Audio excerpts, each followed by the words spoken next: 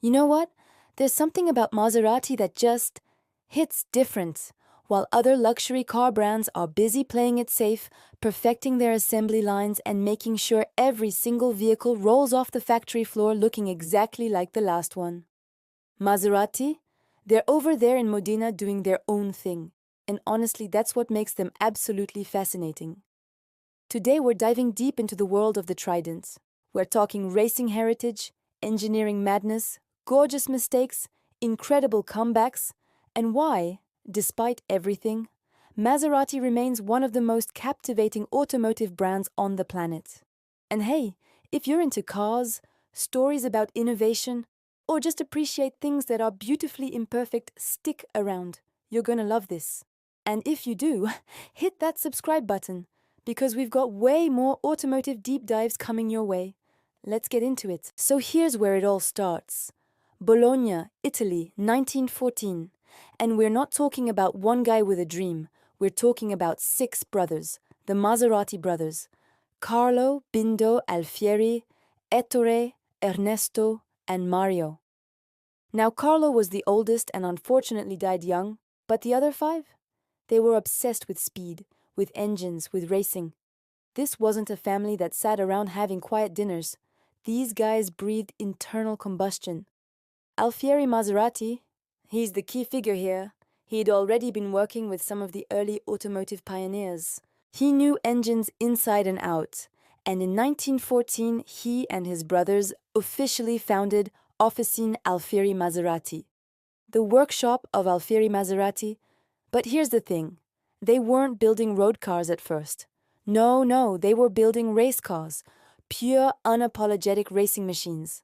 And that logo, that iconic trident, that came from Mario, the one brother who wasn't an engineer.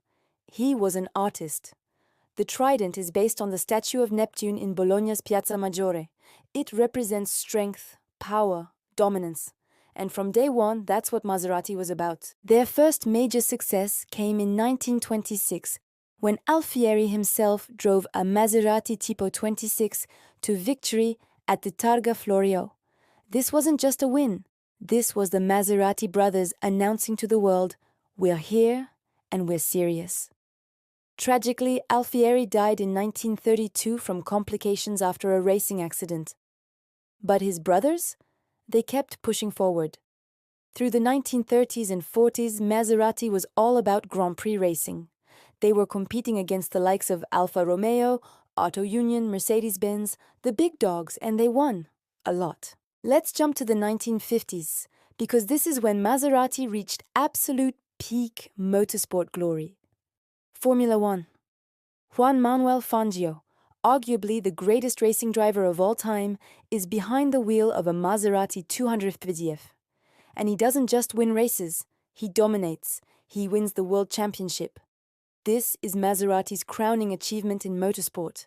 The 250F is still considered one of the most beautiful racing cars ever made. That engine note, that handling, that design, it was perfection. But here's where the Maserati story takes a turn. After 1957, they pulled out of factory racing. Just stopped. Why? Money. Racing was incredibly expensive, and Maserati was a small company. They'd proven what they needed to prove. They had the championship, the glory. So they pivoted. Hard. They decided, you know what? Let's take everything we learned on the track and build road cars. Real, luxurious, exotic road cars. Same year, Fangio wins the championship. Maserati releases the 3500 GT. This wasn't just another sports car. This was the car that established Maserati as a legitimate grand touring brand. Beautiful touring coupe bodywork, a straight-six engine that could sing, luxurious interior. This was speed meets sophistication, and people loved it. Wealthy enthusiasts, celebrities, people who wanted something different from Ferrari. They flocked to Maserati. Then came the Sebring, the Mistral, the Mexico, the Ghibli. Oh, the Ghibli. 1967, designed by Giorgetto Giugiaro. This thing was drop-dead gorgeous. Long hood, aggressive stance, a V8 engine that could push it to 174 mm. This was Maserati saying, yeah, we can do beautiful and fast. But it wasn't all smooth sailing. The 1970s hit Maserati hard. Financial troubles, ownership changes, questionable decisions. There was the Biturbo in the 1980s. A car that, on paper, sounded amazing. Twin-turbo V6 compact size, affordable luxury. In reality, reliability nightmares. It became a bit of a punchline. But here's the thing about Maserati. They never quit. They stumbled, sure. They made mistakes. But they kept fighting. Fast forward through some dark years, through the Fiat ownership, through the struggles. And we get to today. Maserati is now part of Stellantis, but they've been given something they desperately needed: investment and freedom. The freedom to be Maserati again. Let's talk current lineup. The Grecale, their SUV entry. Is it necessary? In today's market, absolutely. But it's not just a cash grab. It's actually a really compelling driver's SUV with genuine Italian flair. The Levante, their larger SUV. Same philosophy, performance-oriented V8 options available, not apologizing for being a Maserati in SUV form. The Quattroporte, the big luxury sedan. This is Maserati's answer to the Mercedes S-Class and BMW 7 Series. But here's the difference. When you start a Quattroporte, it sounds like an Italian opera. These competitors? They're quiet libraries. Maserati refuses to be boring.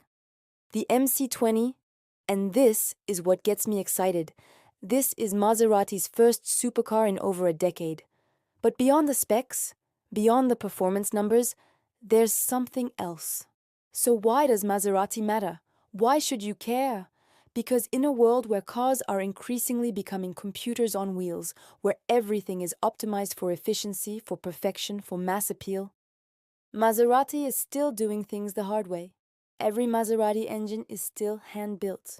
There's a plaque on each engine with the signature of the person who built it. Is this the most efficient way to manufacture cars? Absolutely not. Does it matter to the bottom line? Debatable. But it matters to the soul of the car. When you sit in a Maserati, you're surrounded by Italian leather, real wood, actual craftsmanship. The interior designs are theatrical. They want you to feel something. And that engine note? That's not an accident. Maserati works with sound engineers to create exhaust notes that are musical, emotional, visceral. They want their cars to sound like nothing else on the road. Is a Maserati as reliable as a Lexus? Probably not. Is it as technologically advanced as a Tesla? No. Is it as track-focused as a Porsche? Depends on the model. But does it make you feel something? Absolutely. That's the Maserati difference. They're not trying to be the best at everything.